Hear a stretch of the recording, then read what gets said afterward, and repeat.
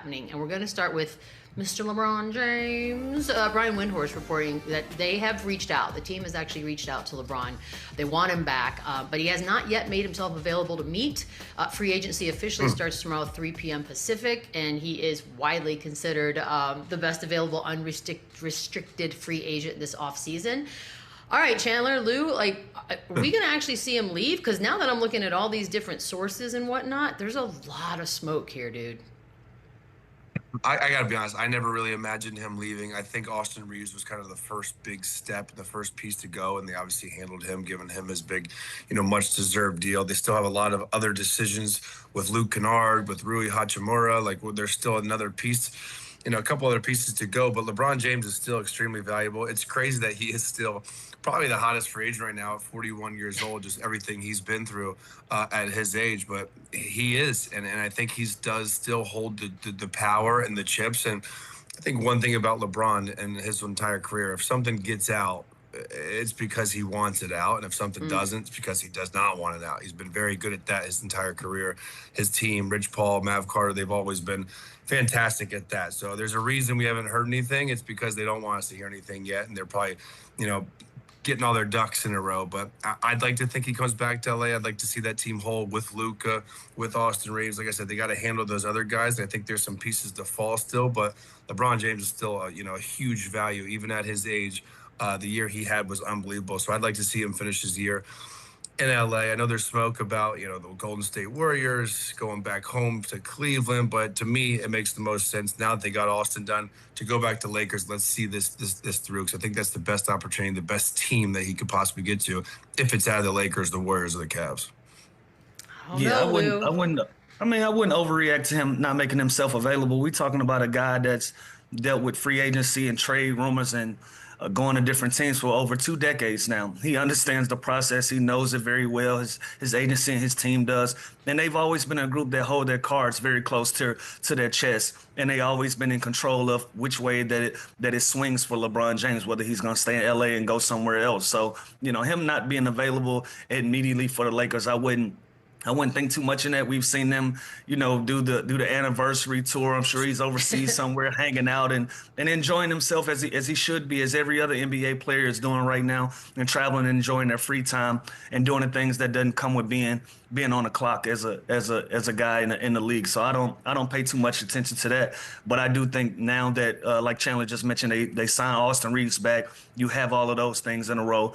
He's not going to really care what they're going to do outside of trying to make sure he get his money and try to make sure that they have a team that they can go out and they can compete. So I see a world in which he comes back to the Lakers. I don't really see him leaving. We hear the things about Golden State, and we have fantasized about a Cleveland return, but I think at the end of the day, he's still a Laker when it's all said and done. I think I thought this until all of these different reporters, sources, insiders started coming together with not just, hey, we feel like. It's like, well, no, the Lakers want to see what $50 million buys them if they get rid of Kennard, Rui, LeBron. The Warriors have Draymond, who's willing to take redo his deal to give more money to LeBron to bring him in. They also want to try to bring AD over to Golden State. All of a sudden, what was just sort of a pipe dream has some facts behind it, or at least what we think could be facts. I don't know, man. I kind of feel like maybe he goes to Golden State, which is crazy visuals to me. Yeah, exactly. It's like an old team. By the way, but I mean, the Lakers are going to have their reasons on why they're reluctant too. Do you want to pay a 42-year-old guy $50 million? Again, it's LeBron James. We're not talking about any just normal 42-year-old. But then on the Warriors, does LeBron James and Anthony Davis, do they move the needle and make them a contender over the Spurs and the Thunder and the Nuggets and all these great teams in the West? I don't know. It's a lot of money. It's obviously, I think it'd get a lot of fans in the seats. It would be exciting. They would be the hottest ticket. They would be on national TV every single night. That's the kind of juice that you're dealing with LeBron James and these guys that we're talking about. But it's interesting to see, what teams decide to do with where LeBron James is at in his career. Because he's, like I said, he's still extremely valuable. And officially, Draymond has declined his option right now. Right now, breaking news. So keep an eye on all that. Like I said, there's a lot going on right now. The Kawhi Leonard news. Again, I'm driving yesterday, my 11-hour driving day, and I'm just listening to sort of all these breaking bits and pieces. And Kawhi to the Toronto Raptors is crazy talk, but it is a serious talk that is going on right now. It's starting to feel, Lou, and whether it's Toronto or not, but it is starting to feel like Kawhi is moving. Are you leaning more towards that direction now? Clippers got to play the field, right? And especially if you don't get the results that you want out of having a player like that constantly surrounding him in the organization with pieces to win a championship, at some point, you got to figure something else out. And it's two things that always happens in the league. There are teams that's trying to get older and more experienced and get guys in that's had a winning reputation and what Kawhi Leonard brings to the table. And then there's always teams like the Clippers that haven't been able to get over the hump, and they want to get younger, but at the same time they want to get some star power in there that's going to give them an opportunity to reset and try to win at that pace. Right now, it looks like a perfect storm. The Toronto Raptors are a team that got some young stars, that got some young guys that made some noise in the playoffs. But the one thing that they needed was some experience. They need one guy to get them over that hump to add to what they already have. The Clippers, they bring in Darius Garland. They go get a pretty good draft pick and a young fella. Now, what else can we bring? Well, let's go get a younger all-star. Let's go get somebody. Let's entertain some conversations around some Jaylen Browns and some other guys. And let's play the field. Let's get active like the rest of the other teams. So I didn't see this on my bingo card, but it makes sense to me. Yeah, what's interesting is I'm with you, Lou. I didn't think of this scenario at all. You remember, I think it was 2019, Kawhi basically says, when he gets traded to Toronto, I'm only playing this 1 year, and he leads them to a championship, and he bounces.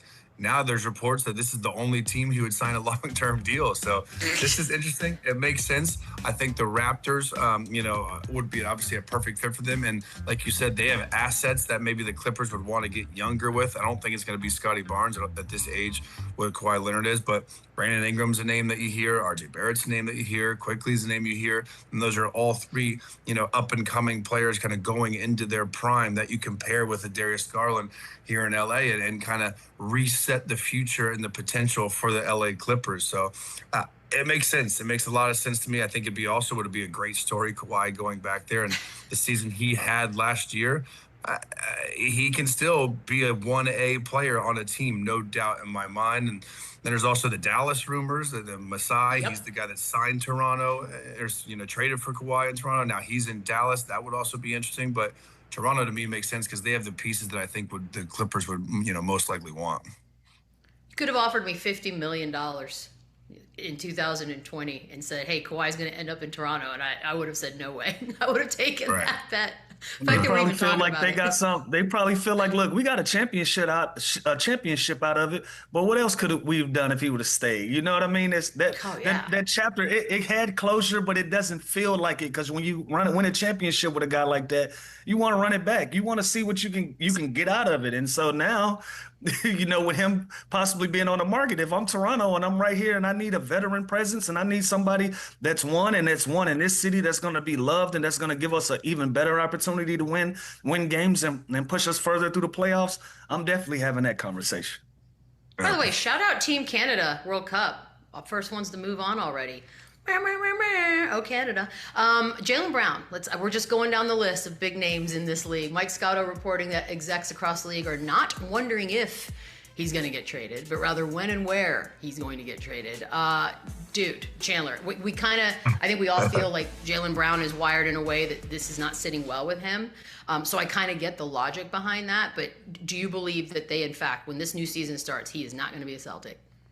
Yeah, he's gone. I think everything that you've been hearing from his camp, everything that he's been feeling and saying and insinuating, as far as since the season's ended, it just feels like the writing has been on the wall. And then when you officially put an all-NBA type player like Jaylen Brown, who, again, I don't think he's a bad guy. I don't think he's a negative guy, but he definitely is the type of player and personality that is going to be disgruntled after being offered up for a player that you feel like you're better in. You just had a better season than, and you're 2 years younger than. So I think there's definitely going to be some uncomfortable conversation there. I definitely think he is going to get moved. And I think teams are going to line up at the door to try and acquire him. And you look around, there's some great young teams that are up and coming, that are, playoff teams like the Hawks, like the Rockets. Like there's some interesting, news coming out of Denver. Like, could he be that piece to pair with Jokic and Jamal Murray? So it's not, I agree. It's not about if, it's not about when, it's who, and who is willing to take on,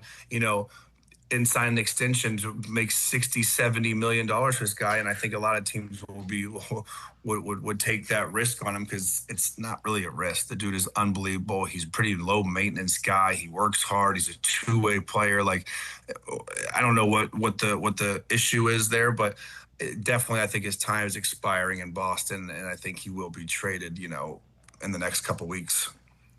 Yeah, unbelievable. Because Beats, to me, it looks like Boston is trying to is trying to make him want to get traded, and it looks like he's trying to make Boston trade him. It look at this point, it's kind of irreparable, and I don't want to say that it's bad blood or anything else, but a lot of times some of these things just run its course, and it looks like Boston and Jaylen Brown has run its course. For whatever reason, he just hadn't got his proper due and proper respect that he's seeking out in the career that he's had, in the culture that he's been able to bring to Boston, and the success that they've had collectively. It just looks like there's a level of appreciation that's not mutual from the organization and from Jaylen Brown. And now you're starting to see all of these things play out. He's starting to kind of lash out in the media about some of the reports. I know we've seen the ridiculous analytics thing that would have made him the 7th best player on the team. That was a great start for us to realize analytics is a great tool if used correctly, but it's not used to judge the way that these players can play and the way that they can swing winning for a team or not. Like come on, Jaylen Brown in no stretch of the imagination is going to be the 7th best player on any team in the world. So some of these things, you kind of start to question the timing of it, and you wonder what's going on. But I would love to see him in the Clippers uniform, and I would definitely love to see him in an Atlanta Hawks uniform. I think Atlanta makes sense for him right now. I bet you would. Because they're a young, up-and-coming team. They got all of the best pieces. They're building in the right direction. And we just made the case for Kawhi Leonard. What is the one thing that Atlanta is missing with this young core of guys? They need some experience. They need somebody that's been there already and that can get them over the hump and bring star power back to the city of Atlanta.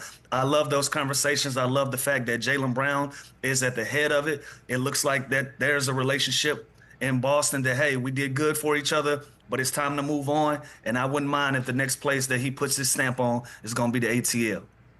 Hey, Ooh, I Beans, put a dollar can I on ask you a Atlanta. question? Always. What if San Antonio came in the picture? I'd be very happy with that. I love like Jaylen that? Brown. Y'all gonna have to Yeah, get rid of course I would. some pieces that y'all really loved. I tell you that. I know. That's the hard Would you part take about like the Kawhi idea. Leonard back, Beads? I don't think so. I don't think that. I think I would take Jaylen Brown in a heartbeat, but I think the Kawhi thing really, look, I know Pop wanted that to be a feel-good moment and he wanted us to stop booing him. I was at that game and it was funny. But I just, sometimes it's just okay to be broken up and not get back together. I'm okay with that. Everyone's moved on. Oh, that certainly is correct. Yeah, very, very much so. We're going to be joined now by our buddy, our pal, Sam Amick, NBA senior writer at The Athletic. He's gotten us through this season with tons of information, Sam, as we start to wind down our season as well. So I'll tell you right now, thank you very much. But can we talk Kawhi for a second? Because yeah, let's do it. Between the Dallas Mavericks or the idea of him going back up to Canada, like what is going on in the Kawhi Leonard world?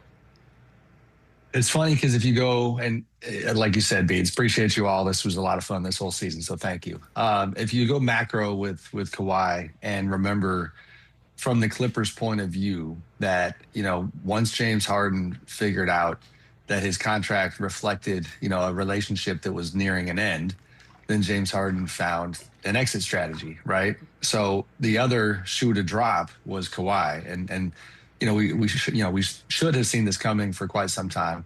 We're there now. He doesn't have the contract. This is, I think, certainly part leverage to try to get the contract. I don't anticipate that happening, and that's where it becomes, where is the price point for the Clippers? Now you add in like the spiciness of the kind of the history and the subplot of Toronto and the idea of going back. That's something that not a lot of folks saw coming. Like we reported last night, you have an outside suitor in the Mavs with Masai Ujiri, the guy who actually went out and got Kawhi and won a championship with him before. So leverage plays, legitimate trade talks. We'll see where it goes, but certainly pretty loud on the Toronto side today. Yeah, and Sam, I want to switch gears and I want to ask you about some big news that happened late last week with LaMelo Ball being traded to the Timberwolves.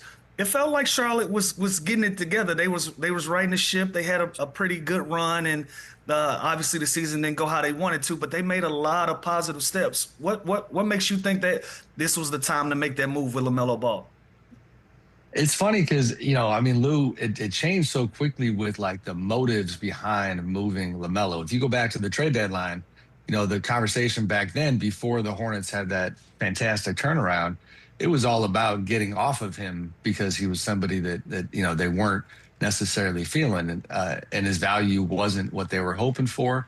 Now you fast forward to now, and it's like you said, they were putting things together. Value is higher, but I think timeline wise, conceptually, and you have so much money tied up in him that they just decided this is the time for Brandon Miller and Concanipple and the younger guys. Not that LaMelo is not a young guy, but to get him when his value was at a higher level to get something for him, to get bigger, obviously with Nas coming their way, to get draft assets. So I think they did well in the trade. I kind of like it for both sides. You talk about a roll of the dice for Minnesota. Tim Conley, the head of their front office, has just been swinging for big stars for so many years and swinging and missing for the most part. And now you not only get one, but you get one that like is a high risk, high reward type talent. You got Tim himself, not to get in the weeds too much, but like with 1 year left on his front office contract, and people kind of feeling like he's probably kind of going, all right, I'm going to get one of these dudes before who knows what happens with me. So we'll see. I mean, that backcourt obviously becomes incredibly fun and entertaining, and again, like somewhat dicey on some nights, and then they're pretty light in the front court. So I think they still got more roster work to do in Minnesota. Yeah, Sam, that was my next question. I think people are very excited about that backcourt just from, ticket sales, league pass team. Like, that's a hell of a backcourt to watch. Yeah. But there is a glaring hole now at that 4 position. You look at their roster, Rudy Gobert is arguably their only big on the roster. Like, they can't be done yet, right? Like, or do they play Jaden at the 4? Like, what's their next move? Yeah, I mean, Jaden's, going to be slotted into the 4 for now, but I do think that I don't know who they're targeting. I do think they certainly are still looking to get bigger. It's a funny little like zag whenever there's our zigging type of move, because in this Wemby era, you had, teams like the Knicks obviously getting the better of the Spurs with a massive front court with OG and Mitch and Cat. You got the Utah Jazz, another example, like they're trying to build, trying to re-sign Walker Kessler and Laurie Markkinen and Triple J. So all these teams in the new model and the blueprint was to get as many big, versatile options to battle a guy like Wemby. Obviously OKC re-signing Isaiah Hartenstein and get bigger even in the draft. And then here comes Minnesota. And kind of their narrative is like when they played the Spurs, that watching Ant get attacked by, a pretty talented elite, perimeter defenders on San Antonio was the thing they wanted to fix. Now, and I get it because Ant is your superpower, right? Like, and so you're trying to relieve pressure from that guy and maximize him. But if this is how they start the season, then it's going to be, I think, rough going down in that front court. So I think they're going to do something else there. Yeah. And for a while, the T-Wolves, they were linked to landing Ja Morant. That was kind of the conversation going back and forth in the rumors. And I think we're all kind of surprised that Ja is still in Memphis. What's the latest news on him moving around? Or is he staying? Is he going? What's the new news? Nothing fresh. I mean, I hate always we talk about like, players like assets, and that's just part of the economy of the game, right? But like you constantly hear with Ja that he remains a negative value asset, that's the way he's perceived. And so, that means when teams are calling, and I've shared this before, like in my backyard, the Kings had, before they drafted Darius Acuff, they had legitimate interest in Ja, but it was always with the disclaimer that they wanted draft assets attached to him to take on that money. And they weren't alone. I mean, that was how a lot of what the Grizzlies GM, Zach Kleiman, was facing in negotiations. It seemed like maybe the only outlier that was going to come and save them was the Heat, but that was if they missed out on Giannis. And obviously they didn't miss out on Giannis. So we'll see where it goes from here. I mean, he'd been tied to New Orleans. There's been pushback on that front recently. Like you said, Lou, Minnesota was certainly one that had flirted with that. And you can see, I mean, if they if they were ultimately willing to do LaMelo, then you certainly can understand that they had taken a hard look at Ja. But yeah, I don't know what direction it's going there. It's just crazy to me because at this point, if you're Memphis, wouldn't you just take him back and like hope he has a great year? Like at this point, his value's so low. Like I'm not just gonna give him up for nothing.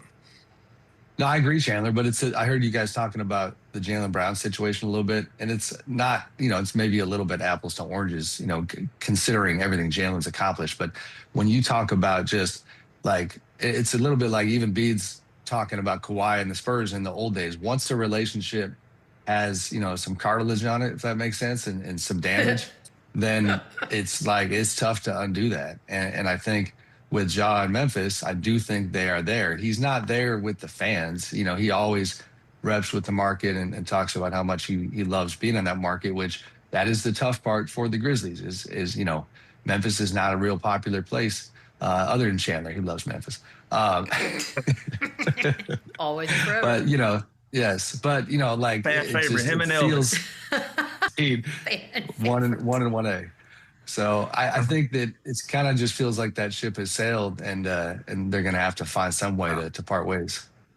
Yeah, and you mentioned Jaylen Brown. Obviously, he's offered for Giannis. He doesn't get moved, and now the trade rumors are just swirling. Like, what's next with Jaylen Brown? Like, is his time coming to an end in Boston? Because it certainly feels that way.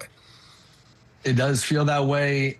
This one is, if I had to handicap it, it feels like, somebody has got to put enough on the table to get this thing done. But Boston is asking for the sun and the moon. I keep looking at Portland, and because people keep bringing Portland up when I talk to them, they wanted to go big on on Giannis, and that didn't work. Even without a commitment, they were willing to try to do a Giannis trade. And when you see that kind of boldness, if you will, then you kind of go, all right, it's a little bit like Tim Conley. If you missed on the one guy, you're going to swing for the next guy. So with Portland, the question just becomes, how much ultimately are they willing to put on the table for Jaylen Brown? To compare them to another team, for example, like it has been reported, but, Denver did look at the Jaylen Brown possibility, but quickly deduced, like, we don't have anything remotely close from a draft capital standpoint to satisfy what Boston is looking for. Requests for 4 first-round picks, in addition to obviously the massive salary match with a guy making almost $60 million. So Portland for me right now is where I would look, but that market, is not robust, and unless Boston changes their price tag, right? Like if they lower that bar, then that would change the landscape. God, you cannot lower the bar. That would be crazy to me. Jalen Duren is somebody, Sam, that I argued with the guys a lot during the playoffs because I thought he was basically playing himself out of a no-brainer max offer come offseason. And now here we are. He is underwhelmed so far by everything they've offered, and now we're looking at possible sign-and-trade situations. So what happens here with Jalen Duren if you had to make a prediction? Where does he end up if he leaves at all? Yeah, I mean, he's still, the gap between the two sides was pretty significant as of a few days back. I got to circle back and figure out where it's at right now. The sign and trade thing was interesting because, as you guys know, like you only have a few options when you're restricted free agent. So his qualifying offer, whatever that number is, and I'm blanking there now, maybe it's going to be in the 12 million range. It's just not a viable option. That for the viewers obviously means that you're signing on for 1 year at a reduced rate from a massively reduced rate from what you would have made. And you're betting on yourself and trying to get to unrestricted free agency next summer. That's not the route he's trying to go. The sign and trade route is a savvier way to send a message that the two things are true. I'm not happy with your offer. I'm ready and willing to go play somewhere else. And I think I have teams that once I'm able to talk to them legally, which is today, that, we could maybe get something done that would compel Detroit to cooperate. And that last part is where it gets tricky, is that the Pistons certainly have been messaging that he's not going anywhere because, if he goes out, and this is the other option, if he gets an offer sheet in restricted free agency, again, not a route he was really pursuing, that they could match that. But they didn't plan on losing him, don't plan on losing him. But you have to also wait and see what gets put in front of them from a sign and trade scenario standpoint to before you finally answer that question. I mean, when you have stars floating around like a Jaylen Brown, I mean, we should tie in Jaylen to this situation. True. Then you're going to want to look at that. Even Kawhi, even if pushing towards Toronto right now, Kawhi is somebody that you're going to want to look at. I think other, excuse me, other scenarios too. But yeah, that's the Jaylen strategy at the moment. Well, when free agency opens up tomorrow, the best available unrestricted free agent is going to be LeBron. Where do things stand with him and the Lakers? Where do they go from here? Just kind of weird. I mean, I looked into it yesterday and from both sides and even other teams, and it was like, vague and ambiguous is kind of the way I would describe the state of affairs, where it's like there's no one's choosing to share animosity or saying, man, we're parting ways. We're not there yet, but there is a lot of like, all right, Lakers have other business that they're attending to first. They're trying to get a center. They obviously paid Austin Reeves. They're trying to figure out the rest of their payroll and where LeBron might fit into that. But the conversations as of yesterday hadn't happened. We've all seen all the fun he's having with the 2016 Cavs team. He's golfing and living his best life. So it does not look like he's losing sleep over it, but it is definitely a TBD situation. The Warriors, because we talk so much about that possibility, they have been skeptical that he was going to leave LA and leave the Lakers, and really had kind of been probably like telling folks like, don't expect him to come our way. We don't expect him to come our way. We think he's going to re-sign with the Lakers. And I've kind of shared it in reverse. Like, I don't know about that. Like, it's still a little funky over there. And it's not, we talk about those personal dynamics in these relationships. Like, you guys know the history here. Like, it's been a little crunchy with LeBron and the Lakers these past couple of years. So we'll see what happens. Massive question front and center there, though, guys, is just LeBron has not clarified in any way what he's willing to play for contract-wise. So if he signals that it's, let's talk a $15 million mid-level, that's a game changer, and it's going to be a massive market. If he says, I got to get 30 million, then obviously that's a much smaller list of teams. Man, I think this Draymond news today, like, I feel like he's going to the Warriors, and we're going to get because how concerts these days, it's all about nostalgia tours, and like everybody's sure. That's all I go to is that's what the Warriors are going to be. They're going to be like a nostalgia all-star team. I'm here for it. Now that we got the Giannis to Miami thing done, thank you. What else happens for the Heat? Like, how are they got to do more, right? Like, you got to add to this roster and sort of fill it out. Yeah, they do. I mean, the tough part for them, and we'll see what happens, is that, the chatter that Norm Powell was maybe heading elsewhere, and he's been tied to Detroit. That's a big piece. It's fascinating to me how, and I would love to, plan on talking to Giannis about this down the road, like how he made this choice where, my understanding is that, yes, he had concerns about the roster, but he's got this ultimate confidence in this group that he always admired. It's Pat Riley and Eric Spoelstra and Andy Ellisberg, their longtime GM. So you've got like this respect for the culture and what they built and their track record of just finding solutions. And I get that. But, it's also when you're 31 and the clock is ticking and you're ready to go contend for a title right now, like he's got to be looking at this roster going, man, like what else? Like, what are we doing? So Andrew Wiggins got a player option that, unless I missed it, I don't think that news is out yet. Those are two big pieces. Are Wiggins going to be back and Norm? And then from there, it just becomes, Cam Johnson's been tied to the Heat. Other players like that, who can they get their hands on to surround the big fella with some shooting? I mean, the shooting on that roster is pretty light. And if you guys looked at it right now, I'm sure you've had this conversation. Like, are they top 4 in the East? I don't know. Like they're not quite a contender status right now, in my opinion. Yeah, totally agree. Same. Yeah, Sam, before we let you go, I got to ask you about Trey Murphy III. Do you still expect him to be traded soon? Or what's going on with him? It's a weird one, Lou. It's like, man, the one side, the Trey side has, they're past the point of thinking that they were going to be traded, him and his camp. But the Pelicans just keep keeping the price tag high, keep asking for a lot on draft night. You guys saw, and I don't think this was directly tied in, but the Joe Lacob video with the Warriors where they were kind of bickering about the pick. Mike Dunleavy was sitting there and they were picking their guy, but those types of scenarios where they're talking about trades that they were maybe going to do that night. So whether it was the Warriors or Atlanta that night or a lot of other teams, like Trey and his people thought that they were going to get traded then. And it seemed like he was on the move. And it definitely seems like he has made it clear to the Pelicans that he's looking to be relocated. But they're asking for a lot. Teams haven't met him there. And I get it because I can't remember a guy who's not a star attracting this much attention, at least in quite some time. Like, the Warriors, for example, like had their eyes on him for literally almost a couple of years at this point, and almost had a list where it was like Giannis and then Trey Murphy, like as if they were 1 and 2. So I get it. They're Joe Dumars and that group trying to get